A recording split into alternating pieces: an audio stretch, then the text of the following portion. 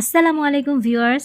প্রায় ১৬ ঘন্টার জার্নি শেষ করে অবশেষে আমরা পৌঁছে গেছি সবুজের রাজ্য সিলেট।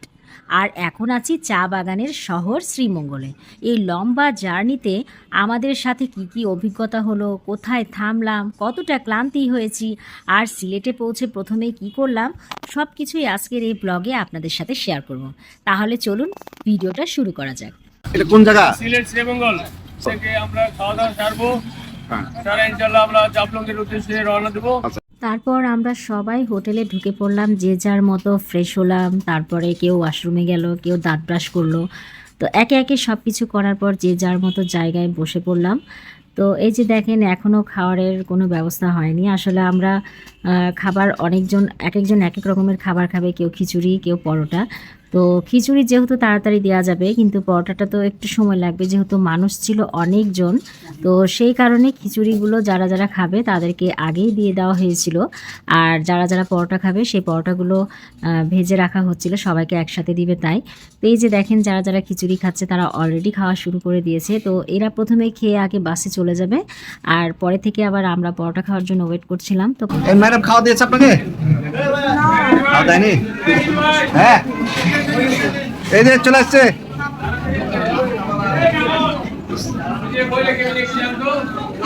হ্যাঁ, মহিলা ক্যাবিনে পুরুষ বসে গেছে, তাহলে তো ফাইন করতে হবে দেখে।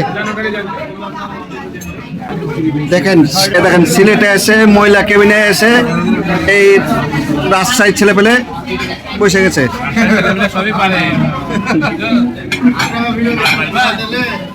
পুরা আমরা ছেলেদের কেবিনে বসেছি, তার প্রমাণ মহিলাও আছে। এর মহিলাদের ঠিক আছে, কিন্তু এই ছেলেদের তো বিবেক না দেখছি।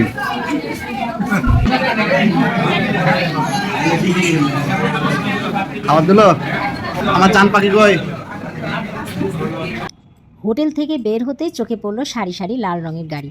এই গাড়িগুলো সাধারণত ভাড়া করে মানুষ সিলেট শহর ঘুরে বেড়ায়। চাইলে আমরাও পারতাম, কিন্তু যেহেতু আমাদের সঙ্গে নিজস্ব বাস ছিল, তাই আর সেগুলো ভাড়া করা লাগলো না। বাস এগোতে লাগলো তার নিজস্ব গতিতে। আর কিছু দূর যেতেই হঠাৎ করেই চোখের সামনে ভেসে উঠল সেই স্বপ্নের চা বাগান। সবুজের এমন নরম ছোঁয়া, এমন প্রশান্ত দৃশ্য, এ এক পলকে দেখেই যেন চোখ জুড়িয়ে গেল, মনটা ভরে উঠল অদ্ভুত এক ভালো লাগায়। সেই মুহূর্তে মনে হলো, আসলে বাংলাদেশ কত সুন্দর। আমাদের দেশেই আছে কত অজানা, কত অপার সৌন্দর্য, যেগুলো আমরা নিজেরাই ঠিকভাবে চিনি না। আমরা প্রায় অন্য দেশের নাম করি, ওখানে এটা আছে, সেখানে ওটা আছে, কিন্তু একবার যদি একটু থেমে তাকাই, তাহলেই বুঝতে পারি আমাদের দেশেও দেখার মতো অসংখ্য সুন্দর জায়গা রয়েছে। এই চা বাগানের মতোই নীরবে দাঁড়িয়ে থাকা কত সৌন্দর্য আজও আমাদের অপেক্ষায়, শুধু দরকার চোখ মেলে দেখার আর নিজের দেশটাকে একটু নতুন করে চিনে নেওয়া। আমাদের মাননীয় প্রধান এমডি আমাদের এখানে আমাদের দেখা যাচ্ছে, তার পাশে ম্যাডাম আছে। তো স্যার আসসালামু আলাইকুম। পাশেরটা বড় এমডি। তো ম্যাডাম এর আগে কি সিলেটে এসেছেন? আর আমাদের স্যার এইভাবেই গল্প করতে করতে, হাসতে হাসতে কখন যে সময়টা ফুরিয়ে গেল নিজেরাই টের পাইনি। আর দেখতে দেখতেই আমরা পৌঁছে গেলাম আরও এক অজানা জায়গায়।